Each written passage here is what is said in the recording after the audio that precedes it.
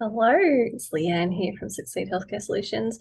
Welcome to our Brisbane/Moreton Bay Health Professional and Educators Network. We popped in the Moreton Bay because we had some feedback that some people from the Moreton Bay area may not attend if it just says Brisbane because they might feel like it's a long way away. So we've popped that in there as well. So for those of you who can't make it today, hopefully you can catch up to our recording. So we record all of our sessions and we just pop that onto the Leanne Hopkins YouTube channel. So feel free to catch up on that some other time. Obviously a new group, so it'll take a little while for us to get some traction, but yeah, looking forward to it. In our business, we run groups all the time, so we understand we start small and then we grow quite big. So we don't have a problem with that. Okay, so for today, we're actually looking at diving into, so last time we sort of just covered off on about sort of 10 main areas that can contribute towards innovation when it comes to collaborating. So we're actually going to dive into the first one of those that we've brought up, which is around cross-sector collaboration for innovation. So I'm hoping that as we grow, we will have a lot more interaction and really try and nut out some of this stuff in a practical way, not just in a theoretical way. So I am going to share my screen. Okay. And that PowerPoint there. Okay. Alrighty, so beautiful. Okay, so I'm not going to go into what we sort of covered off on already last time around the importance of cross-sector collaboration. We know that it's one of the key ways that we can achieve innovation in healthcare through collaborating. So, you know, obviously in Australia, we particularly need that, being such a big country. It can be harder because we're so geographically separated from each other. So it's important. Okay, so we know what the benefits are. We've talked last time briefly about how we're, after those improved patient outcomes, enhanced access to resources and expertise, and increased efficiency. So that's what it's all about. So I guess what I would like us to be able to nut out during our Zoom and in-person catch-ups is to work out who the key stakeholders are that really need to, be engaged with the network and who we need to be engaged with as well. Obviously, us plugging into other networks is going to be important as well. So I just found that particularly in Moreton Bay, there aren't a lot of kind of broad health and education professional networks. I couldn't particularly find one for both. And then when they are, they're very focused on professional development, which is great, but we want to see a little bit more of that sort of a little bit more strategic around the networking and collaboration. I'm just going to let someone in the room. Hello. Hey, Dr. Scott, can you hear me? Yeah, mate. Hey, how you doing? Fantastic. Here we Excellent. go. And we've got Dave here as well. Isn't it a gorgeous day today? Oh my goodness. What's that? Such a gorgeous day today out there. Yeah, this morning was awesome. Okay. Absolutely awesome. What was so good about it? Just the water was so calm. You could see the sand, like it's very rare. You can see the sand Yeah. like out in the water. It was just, and yeah, the sun off the water was just beautiful. What time do you get down there? Between 6 and 7. Okay, yeah, because when I go during the week, which I haven't done for a while, we're usually there about 5:30. Hi, David, or Dave, you prefer Dave? I'm Leanne. Hi, Leanne. Hi, Scott. Lovely to have you with us. Hi, Dave. So Dave and I connected on LinkedIn randomly, and actually I felt like, Dave, I know we haven't really spoken, so it's lovely to have you join us. I feel like there's a lot of synergy around, I guess, your big picture thinking and kind of where this network's hoping to go. Obviously, we only kind of launched like a week and a half ago, so you know, you've got to start somewhere. Yeah. But as I say, it was off the back of I went to the Metro North Mental Health Forum a couple of weeks ago. They're talking about the importance of partnerships in innovation, partnerships and collaboration in innovation. And so I'm like, at the end, I'm like, okay, so for the little players like me, what's the next first action step? Oh, there's no funding for that. Okay, right. So I think I'll just, you know, be the change you want to see. I may not be putting money into it, but I can put time and resources in. Absolutely. So, yeah, did some research on what was around, and there wasn't much. So I'm like, okay, let's make a start. And it's about, so I'm hopeful today, hi Mark, that we can identify some of the key players and some goals and things like that. So we'll just structure the conversation slightly more than last time. Last time was a little bit more informal. Oh, and by the way, Mark, so Mark, meet Dave, and we've got Dr. Scott here. Hey, G'day, look, Mark. I'm just going to be gross for a second, right? Can I show you what this was like on Monday? Is everyone happy to be grossed out? I took a video of what it was like on Monday. I slashed my finger, and these guys gave me some magic water stuff, and I'm like the biggest skeptic, and I'm like, oh my goodness, it's so good. I'll share screen and I'll show you how. I was too, mate. I was too. And then I'll get serious after that. I have got something. I've got something ready, but let me just show you the change. So I decided to video the journey with it, because, you know, who knows how it was going to go. So that was disgustingly Monday. Wow, look at that. It's a good one. That's awful, right? And then now Nice. It's like going so well. That's it. If you want to catch up on that, watch last session's Zoom. Yeah, watch the last session Zoom. That was comical. So why don't we do a little bit of introductions, and then I've got a little bit of a guide for today's conversation. It's still going to be very, very informal, but a little bit more structure just to help us with planning, sort of a bit of a plan moving forward.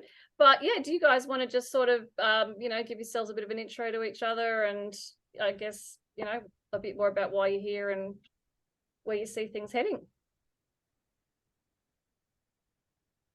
Go for it, Dave. Sure. I'm happy to start if you like. Nice, go for it. Go for it.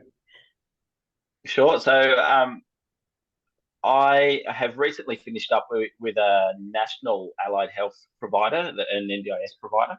Yes. So I was their state manager for Queensland. So I'm on the hunt looking for my next role. Yes. But my background is in allied health. So I've worked a good chunk of my career as a speech pathologist in disability, aged care in the community, around regional parts of Queensland and New South Wales, and more recently Southeast. And then over time, as the NDIS started 10 or so years ago now, I could see that there was some significant changes coming, and as clinicians we had no idea about many of the business changes that were going to hit us whether we wanted to or not. Oh, absolutely. So on the side I've been studying business to gradually upskill myself, and then keep using that with the different organisations I'm with. So that's me. I've been gradually working out of frontline clinical work and more into healthcare management over the last 7 or 8 years. Very important skill set. And I think like maybe I'm a little bit different. So I'm very capable of understanding the sort of the key stakeholders thinking. So in NDIS, you know, the payer is the client, and you know, making sure that we meet their expectations rather than what we think maybe the expectations of the role. So I worked in disability employment services for a long time, and I literally read the contract myself, and I'm like, oh, this is what they want from us. And then I delivered it, and I, you know, achieved KPIs, and whenever I moved around as an army wife, was always able to get transfers and things like that. So I can see on the horizon NDIS could easily go to a 5-star rating like the Job Network, get measured against outcomes, and if you don't achieve them, you lose the work. I can definitely see something along those lines happening. So yeah, I hope people are ready for that. Very good. All right. Well, over to you guys. You can intro yourselves. You going first? All right. So I'm Dr. Scott from Sixth Sense Acupuncture. I'm a registered acupuncturist and Chinese service herbalist. Yeah, a lot of practitioners don't know that acupuncture and Chinese herbs are actually registered with APRA, the Australian Health Practitioner Registry Agency. So we have that recognition. That the unfortunate thing is we aren't on the Medicare schedule, but that's okay. Time will tell. So I have treated some NDIS patients in the past. I've had some success. That's why I'm trying to collaborate with other practitioners, so that they know that we can help with these patients that well, at the end of the day, some of them anyway have been given up on by conventional medicine. Yeah, that's interesting. I'll just leave in because we're just comparing my before and after with my finger. That's just grossing everyone out. Oh yeah. And over to you, Mark. Hey, my name is Mark, affectionately known as Watermark here on my name tag. I support clinicians and people in differing fields of medicine and education with education on healthier nutrition and like supporting Scott with his patient and clientele to improve their outcomes and demonstrating with them something that, as you clinicians or people working in the health industry have a lot of difficulty with, and that is patient compliance. And so I demonstrate the compliance, and we do it very gently with people and re-educate and train them into being more compliant and to achieve those greater outcomes for their physical, mental, emotional, and financial health. And if you want to know how to do that, I'm happy to speak to all of you. Yeah, awesome. Good. That's good to know. Compliance. We're very lucky here at Succeed because we do what our clients like, so we don't have a problem with that. But I'll pop it over to Christy. She's just popped in to say hi. She won't be here for the whole thing, but I just thought while she's here in the office, it would be good for you guys to meet her. Hello, I'm Christy. I'm a neurophysio. Nice to see you. Am I supposed to say anything else? Oh, you go for your life. This is where we practice our blurb. Oh, I have been working with Leanne. A bit closer, please, Christy. 2 years. Sorry. I'm a bit closer so we can hear you. Okay. Can you hear me? Oh, gotcha. No dramas. Yep, that's it. There we go. We can hear you now. See me too. So I'm Christy. I'm a neurophysio. I have worked with Leanne for just over 2 years now. That's insane. My goodness. Yeah. Wow. How did that happen? First joined Leanne seeking to upskill my skills for my son's sake with autism and ADHD. And then that left to kind of a career focus. I have been learning quite a lot and helping other families along the way. And hopefully their journey has been a bit better than mine was. So good job, Christy. That's the goal. Yeah, very valued member. Yeah. Lovely to see you. And obviously, so I'm Leanne, occupational therapist and chief success officer at Succeed. Christy's our allied health manager. So we help 3 to 35-year-olds with social emotional difficulties, trying to create a world where families thrive by, like Christy said, teaching them the things that perhaps we weren't told that worked for us, and yeah, to give them a smoother journey than we had. But yeah, I'd love to get on the front foot with health and wellness, get the skills into schools that people actually need to have for life, start right back in the early stages, even before school. But anyway, that's another thing. So thank you for joining us. Yeah. Did you want to hang around longer, or are you just popping in? I was popping in. Sorry, nice. duty calls, but okay, love to meet you guys. Awesome. Thanks. Okay, so what I thought I might do is just scaffold the conversation a little bit. So I'm not going to talk to death about this PowerPoint, but I just want to use it as a platform of generating ideas.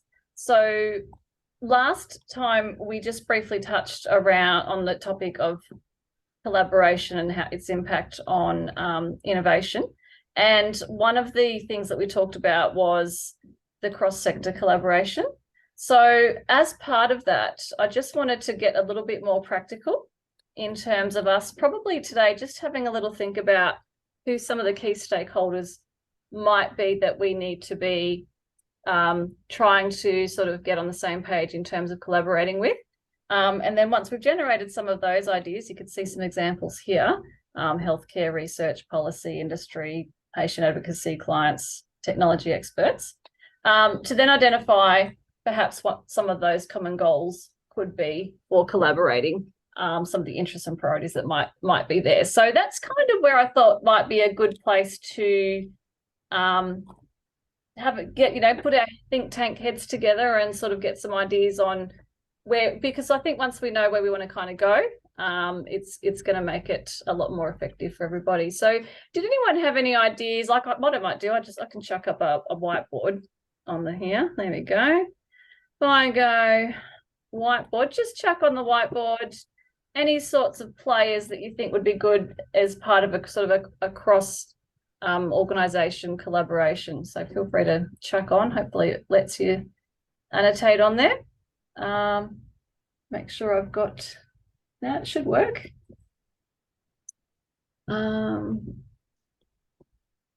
Yeah, so you can text, you can draw there, play around with it. Yeah. So some of the places I've started with, I have let the Brisbane the Echo Group know, Echo ECHO, I think they are. They're going to pass it around. I've let the Brisbane Children's Hospital Planning Officer know.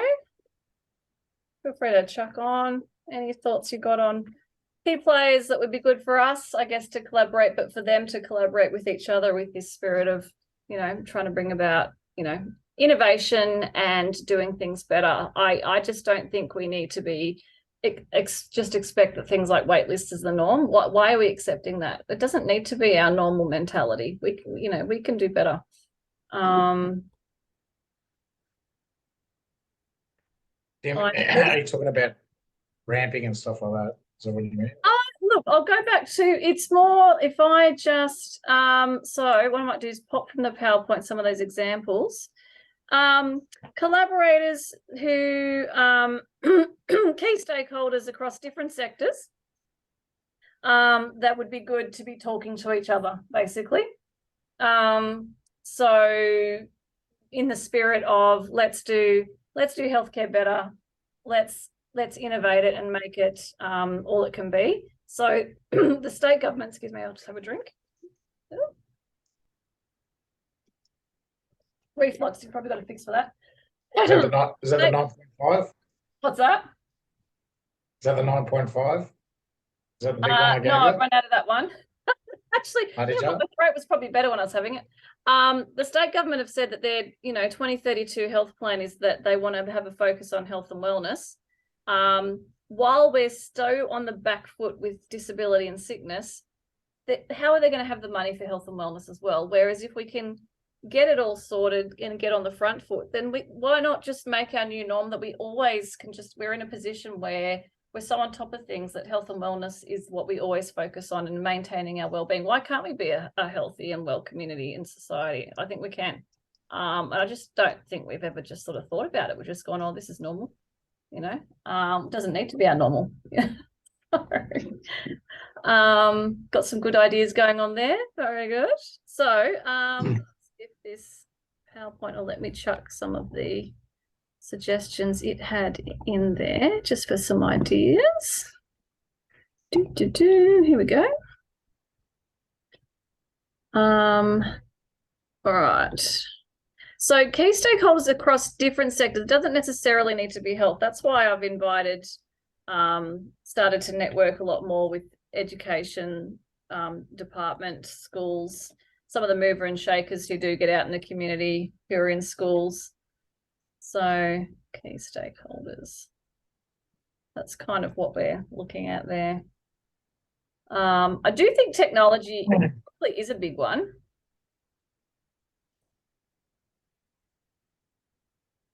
Retailers, I'm fascinated with this one. Very interesting.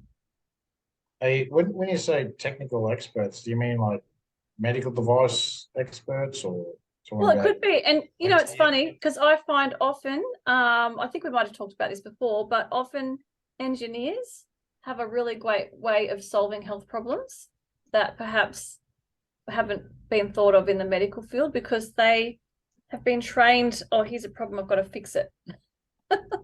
And not just, I've got to do what we've always done.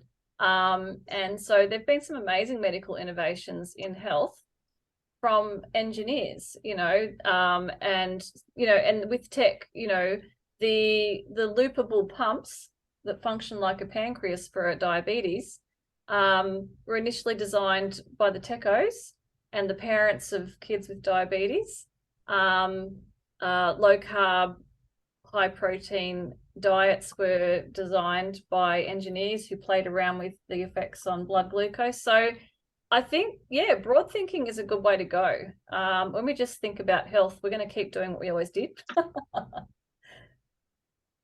So, yeah, I can see that we've got the schools, council. Yes. Yep. I've got some good connections with council, networking groups. So what I can see on the screen there, Leanne, is quite interesting. Where my thoughts are coming from right now is to provide some suggestions of some workshops. Yep. With a guest speaker or more than one, doesn't matter. Yes. For 10 minutes, 20 minutes. Yep. That would provide a level of education that most practitioners, regardless of their persuasion, are missing out on. Yes. I find this a lot with some of the research that I've looked at and been a part of, and you end up with these light bulb moments where people before us have already published, peer reviewed, etc., and it might be to do with gut health, it might be to do with diabetes, or we have the conditions, Yes. any of the itises. Yes. Yet there's published documented information that, wow, could it be this simple? There's just one simple change. For example, stopping the ingestion of basic sea salt, but having a change to Celtic salt. Right. And just one crystal under your tongue with a glass of this water in the morning, at least your energy levels like through the roof. Wow. And your absorption, we're talking about gut health, absorption, all that sort of thing. But what I'm referring to is getting down to a cell level. Yes. For the mitochondria, the Krebs cycle, all that sort of thing, is so important. And pretty much 60% of most health conditions is really dehydration. And there's some great great articles on that. Yeah. Okay, cool. Yeah, no, I agree. We're definitely part of the structure is going to be that sort of 10-minute professional development in these meetings. So that's great that you can see the value in that. And I think that's where so professional development can be a catalyst for innovation for sure, which is really good. Because it kind of expands our way of thinking, doesn't it? So yeah, that's awesome. So the other one was around trying to identify some common goals. So I might just chuck this on a whiteboard as well, and just see if we can generate some ideas of what the goals might be. So let me just share whiteboard. Oops. Click the right button there. Okay, so I've saved that one, so I'll just clear that.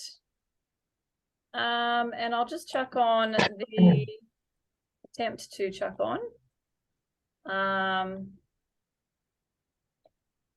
The common goal. So, for for collaborating and partnerships in this network, or how we can impact from this network to other areas. But in terms of this network's goals, what would we think would be a good goal for us moving forward in through collaborating? Better patient outcomes. Like the patient outcomes one. Yep, good. Oh, yeah, No, you've that's got it good. there. Yeah. Yeah, it's there. Improving patient outcomes. Yeah, if we've got better outcomes, they're going to come to us shorter time and less often. Yeah. Yeah, that's right. Any other, I mean, it doesn't have to be what's on that list. It can be anything. I'm trying to think. Like for me, it's about, yeah, changing our norm, you know, creating a new norm that we don't have to be Yeah, I behind. think it's for me, it's just breaking down the barriers, education, Yep.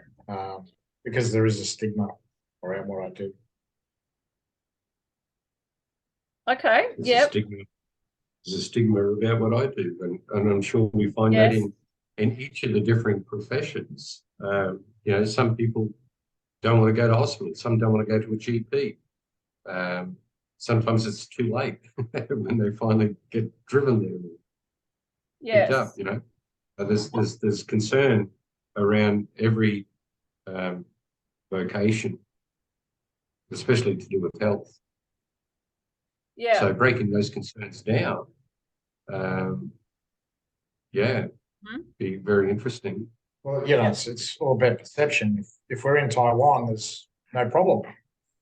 Okay. Yeah. Yeah. Right. Yeah. You're in the wrong We're in country. China, bring it on. And so their population health, tell me about that. So if that line of health service delivery is big over there, are they seeing those impacts on the population more broadly? Because I know nothing about that. Yeah, so they intertwine them now. So they intertwine conventional medicine Yep. with Chinese medicine. So they have hospitals that, you know, one side of one floor will be oncology, and that they'll have conventional medicine patients, and on the other side they'll have Chinese medicine patients that are oncology. Wow, how fascinating. Yeah. And then they can just like choose which kind of area they want to go to according to their preferences. Well, they work together. They work Yeah. together. They don't. So some patients they collaborate with each other. So when they do the rounds, they do it together. Right. Same with emergency. They'll have a Chinese medicine practitioner there, working with the emergency team. It happens in France too. I didn't know that. I just found out last year. So you say Taiwan or Taiwan? Did you say? Yeah, both Taiwan and China. It happens in both. Taiwan, China. I don't know how to spell Taiwan. Sorry, China and France. Yeah, that's it. Okay, interesting. And what about you, Dave? You've sort of got that big picture view, state level and things like that. What would you say would be some, goals that are going to leave a real legacy? Because, one of our values in my business is legacy. Not just doing something for the now, but leaving something for the future. Did you have any thoughts on what a goal could be in this sort of collaborative space? Yeah, I think similar to what Mark and Scott were just talking about and what our previous conversation was, I think one of the big challenges that we hit up against a lot is the way a lot of healthcare is quite siloed from one another, but also then it just means if you're looking from the customer, patient, client end, it's a baffling mystery to a lot of people where you actually get the help, and then they end up waiting a long time trying to chase individual organizations and waiting for a reply. That's bad for everybody. It's really bad for health and wellness within local communities. So I think in that way, a really strong local community network of healthcare providers can really grease the wheels a lot for people so that they don't have to be waiting or feeling that frustration and just not getting well Yes. or not living a well life. Because I think a lot of it, from my perspective, is actually more the preventative general wellness side of things that's Yes. so much more powerful if Oh, your yes. communities are well, Yep. rather than acute care. So that also leads on to, is the local community actually better and healthier for our presence, as a bit of a driving question for me. Yeah. And the ways we link to community and help to make sure that we're advocating for policies and decisions that boost the wellness of our local communities. Yes. Yep. Is anyone here on the call familiar with the Lotus Wellness Centre at Moreton? I'm not. Okay. Sorry, I missed your sound for a bit there, Mark. What was it? That familiar with what? It's the Lotus Wellness Centre at Moreton. I do know it. Yeah. Prior to COVID, Dr. Ed Cameron up there had some discussions with myself and another colleague, and they began having evening information sessions for GPs, their own clients. Make sure you're in the middle of the monitor. Okay, so we can hear you. Okay. What's that?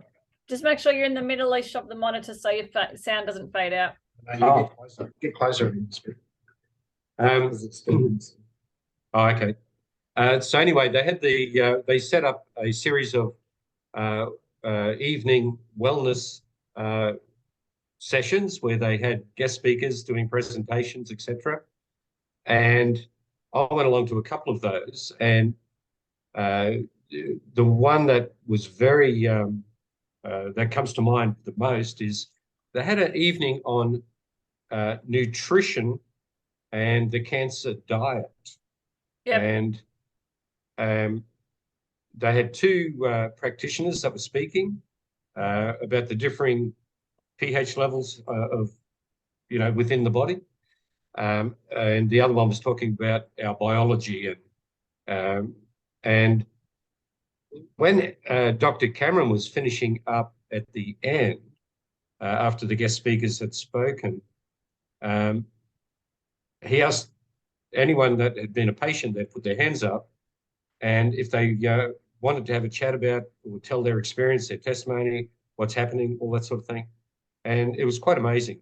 It was these people continued to come back for more of those evening sessions. It's very educational for the patient, the client. It was also very educational for some of the practitioners that were there. Came from far afield, from Brisbane, Bundaberg, and I was quite surprised. And that was a good way of educating both the academic or clinical physician, but also the patients. Yeah. And I'd recommend it. It was fantastic. I'd recommend it. Yeah, that sounds sensible, because we know that active self-management is the best way to go. So by educating the community, of course, that's huge, because I mean, not many people live healthily, do they? They don't make healthy choices. I'm sick of driving past the KFC. It smells so blooming nice. Exactly, I know. The reason why it smells nice. I know, right? And everyone, look, everyone's smiling. You all know damn well what I'm saying. I worked at KFC. I loved it. Yeah, good. Yeah, I know, right? So yeah, our nutritional diet is quite sad, isn't it? It's true. And people like Dr. Liz, I've been looking at her since I met her the other day. Her wanting to speak about nutritional health and how to introduce an improved health program. From what I gather from what she's wanting or lacking is the ability to be able to educate the practitioners, to improve the practitioners' ability to improve their patients' dietary fiber intake. Yes. And you know, I understand a lot of it's driven by prescriptions and stuff, but we won't. There's so much I want to say. I know, right? Yeah, and I think that thing but where I'd they be said, it takes 15 years for cultural change for the hospital to adopt research findings, probably a goal there around, reducing the time it Yeah, the takes. big wigs at the hospital. Yeah, the big wigs at the hospital that she did the research for. They were her peers. Yeah. They're the ones that signed off on her research. Yeah. And they said, oh, no, it won't. It'll take at least 10 to 20 years before we can implement. So Dr. Liz is a nutritionist. I don't know if you know her, Dave. Very well networked nutritionist from the Gold Coast. Isering. Was it Liz Isering? Okay. Yeah. Elizabeth Isering. Okay. I also had another exposure to a Gold Coast medical clinic late last year. Late last year, guys, I've got to get closer, apparently. So I can hear you. Okay, so one of my friends and clients, she developed a liver cancer and bile duct cancer, and she's recovering from that right now. And we attended a cancer clinic down the Gold Coast. Yep. And it was a functional medicine clinic as well, where they had normal allopathic medicine and the X-ray rooms and all that sort of thing, and waiting rooms. They were very well equipped with their medical devices down there. But they also had a nutritional side to their programs. And they actually write a personalized program for every patient that comes on board with them.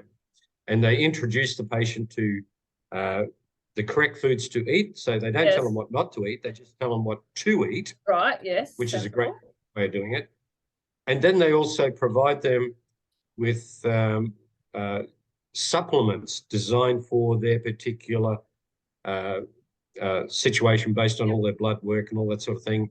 And of course, if they do take on chemo and or radiation, on how to improve the outcome from those. Yes. And so she's still alive today, which is great. And she's looking a heck of a lot healthier today than what she did last year.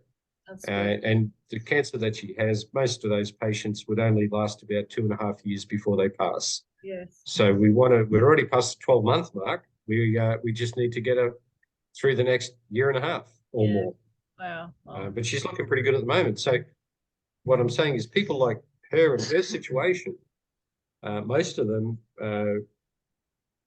that were with her going through her treatment process, which occurred at the Sunshine Coast Hospital. Yes. Most of those people have passed away now. They're gone. Yes. That's terrible. So, but she's still there. And she's taking responsibility and for her own health now, and what she puts into her mouth and everything else. And that's where the compliance comes in as well. Yes. So, that I was talking about earlier. Absolutely. If they can see the logic in it, they're probably going to be more likely to do it. And yet I have the most difficulty with people that believe they're perfectly healthy. Yes, so true, so true.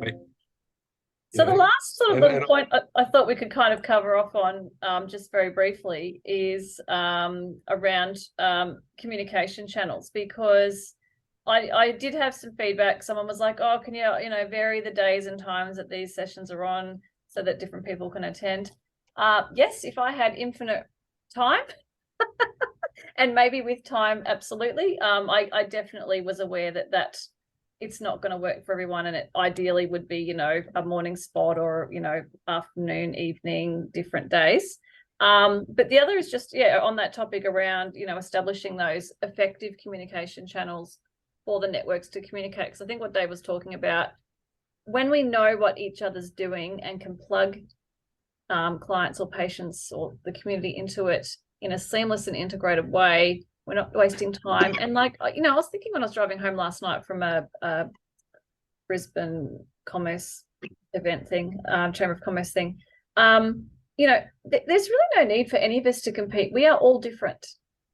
We all have something different to offer to the community. So I'm just we're all going to be better off for cooperating and not competing. And we're talking about what's made us so individualistic lately. And someone suggested maybe it was COVID, because we all sort of did become even more siloed at that time. So maybe we're all still recovering. I don't know. It might have exacerbated things. But yeah, what sort of communication channels do you think would be effective for this network and communicating with, other players and getting them sort of those communication channels working in a way that works for health professionals?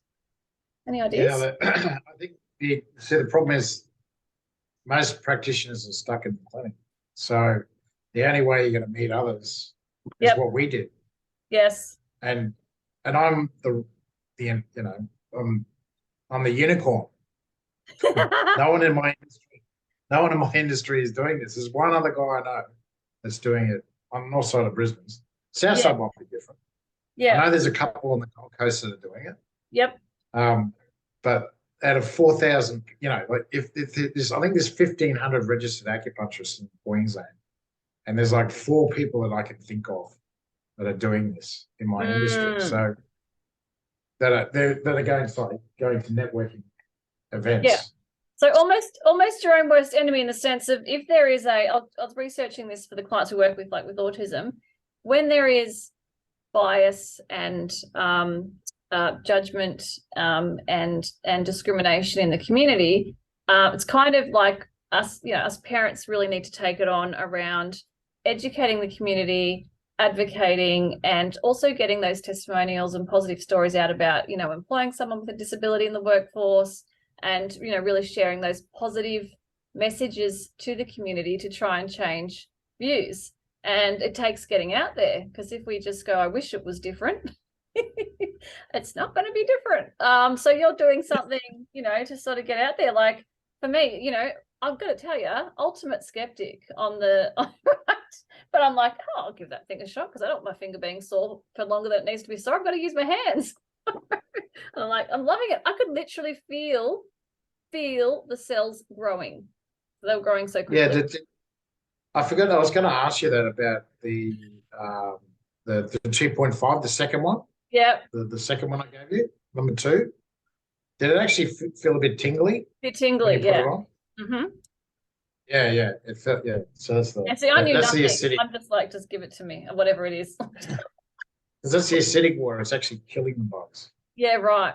Yeah, it did a good job. And it promotes healing as well. And so I'll make a comment about that, but and then as soon as I do, I want to talk about an idea to answer your question. Yes, Leanne. I'll start whacking some ideas down here. Communication channels. So the step 1 that you used, which was 11.5. Yep. Our body makes that. Yes. Our body makes it, right? So it's naturally made in the body. And step 2, the 2.5, our body also makes that. It's hypochlorous acid. Yes. So, and one for killing the bacterium and viral single cell organisms. It just kills them, breaks their lining apart, and they're destroyed. The step 1 is a marvelous product that even when the body makes it, it's boosting glutathione and that sort of thing in the body's natural healing process. And yes, and I could feel that. Increased. And you will have felt from the moment you slice the flesh off your finger, you would have, besides all the bleeding, you would have felt a hotness. You would have felt an increase in heat in that area. Possibly. I was trying to numb it out with my brain. Yeah, understood. Anyway, I had a lot on that day. I'm like, I don't care about the finger. I just need to do my work. Yeah, so those products, those 2 are harmless to humans, animals, and plants. Yes. And our bodies produce it as well. All we're doing is adding it topically. Yeah, in that case. Oh. So that it can speed up the healing process. Usually pain is gone within seconds of applying the 2.5, and that's Yeah, finished. It's over. no, haven't had pain. Yeah, since. Wow. Now the thing I was thinking of to answer your question about how do we work with all this information and also assist those persons that are time poor or can't get on a call on a Friday or whatever. Yes. What about a I guess to say a website, but what about an app or a website where it can be the hub, the center? Yep. And then from that hub, there can be, for example, 6 Sense, Leanne, and all the others that can present into the hub, information into the hub. Yep. And then everyone else on the outer circle of that hub can find the resources or the tools to what it is they're interested in. I actually had an idea similar to this a while back. Like, it sounds fanciful, but that's what we're kind of here for, right? Is to dream, because I believe in dreaming. I never tell my kids not to dream, and they do get stuff they dream about. Is like, let's say you've got a condition, right? And like, I can't bring this about. I don't have the technology or the time or the money, but say you had a condition and you enter it into a website and it brings up the local providers who do that. That's their jam. And then you've got options immediately in front of you. You didn't have to wait for someone to tell you. So it's a little bit of a similar concept. So how did that go for you? Oh, that's just an idea I had a few weeks ago, was just literally, what if you could just plug your condition into a database as a community member, and it brings up, oh, these people deal with this particular condition specifically, and this is what they do, and then you can pick from there. Now, I know NDIS have attempted like their provider finder more based on functional goals, which is fair. That's probably makes sense. I don't think people really use it. It's too overwhelming. I don't know how you'd make it work, but yeah, I think just on the back of what David was saying around, it takes so long for people to find out where to go and what to do. It's so much lost time. Yeah, the only hurdle I'm seeing with that is, like, for me, is I can't say I specialize in something. Oh yeah, you don't use that word. You just say, so when I write articles, I say particular interest. So, go and see an OT who has a particular interest in autism, like us. But we can't say specialized either. But I think particular interest is fine. Gotcha. Yeah. You've answered my question. Any other ideas on what communication channels would work? Because as you pointed out rightly, Dr. Scott, health professionals generally don't heavily attend, the sort of the typical business networking meetings. They're all busy and in their silos or whatever they're doing. Don't need it because they've got, enough work, so that they're not sort of, it's not causing a pain point, I guess, for them to, I don't really know. It'd be good to know more about that. Any other suggestions? Maybe at the CPD, this what do they call it? Continuing professional development, like those sort of events. Yeah. Like we have a big one coming up on the Gold Coast. Yep. If practitioners knew more about that, about a network. Because that's where they all collaborate. That's where they all get together, and it's like a little holiday for them. When I went to the Hilton last night for that Brisbane Chamber of Commerce thing, there was the Secondary School Principals Association meeting was on. I was like, that's awesome. Like, all these principals in the one location. Amazing. Like, wow, how amazing would that be to harness that knowledge around health issues, and also to feed back into that. I've got concerns about the pressure kids are under with homework. They can't, and that impact on mental health as well. I'd love that sort of back and forth conversation. And I think increasingly I'm now heading more back towards those health professional CPD events, and also I'm going to start going to the educator ones as well, where I'm allowed to, just to get that mingling between the two areas, you know. So Leanne, last week, did we discuss Dr. Corrine Allen? don't think so. Right. May I send you some info on her? Sure. Okay. Will do.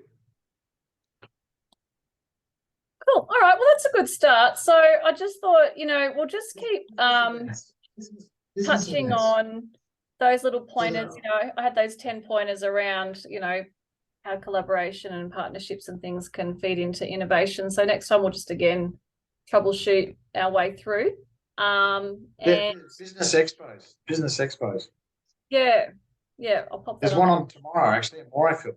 I've got a stall there. Hee. Are you going to be there? So am I. Oh, yeah, good. At Morefield, the Morefield Community Centre. Oh, and also I've just drafted a book. I started writing it a week ago. I've had so many books in my head for years. So I'm going to try and, this is going to sound insane. I want to try and get it published like within the next, like preferably tonight, but within the next few days. Again, more ways of getting information out as well, isn't it? I guess I could chuck that on there. But yeah, all right. Well, is there any final things that people wanted to sort of chat through before we wrap up? Because I'm aware of time. Well, as Scott was saying, the Small Business Expo is a great opportunity for the general public to be presented with alternatives. Yes. No matter what the business is, whether or you know, especially health. Last year's Business Expo at Brendale, my company and some of our representatives set up a water hydration station. And we provided, we had water bottles supplied by Unity Water, and we filled them all up with our absolute magic water, and everyone was fully hydrated. The amount of people that came back for more and more and more and more was impressive. And yeah, that was pretty good. Yeah. So I had, you know, a couple of your patients there. I had a couple of Scott's patients there as well. Yes. And they did very well. Nice. And that's something, you know, a little exposure like that. It resulted in a lot of contacts and people asking questions, and, you know, over nutrition and, you know, and scientific information, you know, research. That was pretty cool. Yeah, you're good at the research. It's good. It's the way it needs to be for, you know, to talk in our language. It's like, I can compute that there's not a barrier there. Talk science and research, I'm good to go. Oh, very good. You'll have to let me know. What's that? Leanne, you'll have to let me know how you went with that video I sent you on that water. Yes. When I'm finished my book, which is like ASAP, I practice what I preach around executive function strategies. So I'm practicing the just one thing. So do the just one thing that makes everything else easy or unnecessary. So at the moment, my just one thing is this book. And once that's done, everything else that's been piling up on my list can start to work my way through it. Yeah. All right. Very good. Well, lovely to have you join us, Dave. I don't know. What are your thoughts on what we discussed and kind of what we're aiming for? I know we're just little guys in a big system that, you know, can feel quite helpless. I was going to say, you need to give them a year of AMA. They're the ones that make the decisions. They're the ones. AMA. Okay, we need to chuck that on that little whiteboard thing. AMA are the ones that control it. AMA and TGA. The TGA is all real. AMA, TGA, yeah. Yep. Any parting thoughts before we wrap up? We'll be back again next week for those who want to join us. And then on, I think it's like the 16th of June, we're going to be in person at North Lakes Hotel. Just for a little. So we'll just use that same link again. Is that same link? Yeah, just use that. It's easy. So I've sent that to a couple of people. So hopefully I'll see them during the week. So try and get them to. So one's a counsellor and the other one's a spinal. What you do? It's like muscle testing and cool. muscle adjustment. Nice, excellent. Well, me and my team are sort of, you know, working on becoming more well networked, because we're a bit like the other health professionals where we would kind of semi-networking, but it's just not enough, you know. And so the whole team, we're just trying to bring about cultural change within our own organisation to get people used to it, because there's a level of discomfort in health professionals about mingling. And it's like, okay, if we're teaching social skills, let's get out there, guys. The other thing, I was thinking you could bring some of your clinicians as well. Just bring one out and just get them to 5 minutes. Yeah, that we all work different days and times, but when we're all this here at week the or same something like time, that's ideal. Yeah, they've got a great team here, so yeah, it'd be good to do that as well. I'm aware of time. I'm going to wrap up, but for those who can make it next week, look forward to it, and we'll work our way through a bit more troubleshooting and sort of action plans, I guess, from there. So we've got ideas. What are we going to do with it? See you then. Yeah. Thank you all. Thanks, Bye. Thank you very Have a good much. weekend. Nice meeting Thanks. you, Dave. Yeah, nice to meet you, Dave. Nice You meeting too, you, Dave. Max. Thanks, Scott. Thanks.